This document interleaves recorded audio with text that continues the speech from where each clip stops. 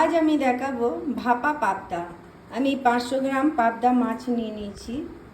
তো এবার মাছগুলোকে আমি মশলা মাখিয়ে নেব। আমি কিছুটা পরিমাণ সর্ষে বাটা নিয়ে নিয়েছি। এবার আমি মাছগুলোকে মাখিয়ে নেব।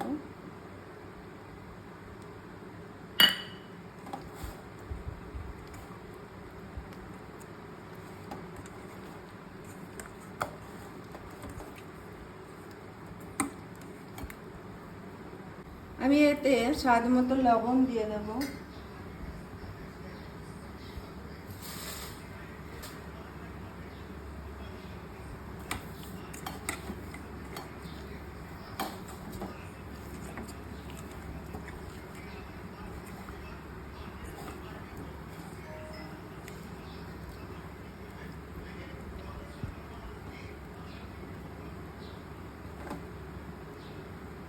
এরপর মাছগুলোকে আমি একটা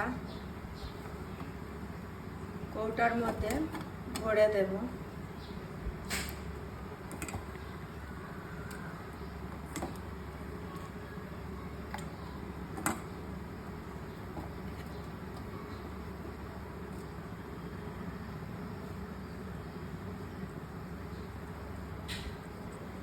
এরপর আমি এর উপর কিছুটা পরিমাণ সরষের তেল দিয়ে দেব।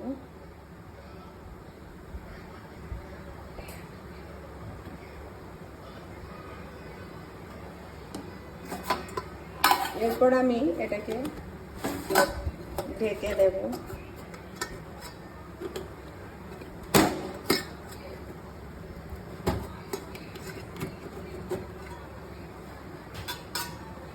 আমি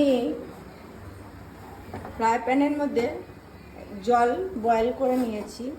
এরপর আমি এই কৌটোটাকে এখানে দিয়ে দেব।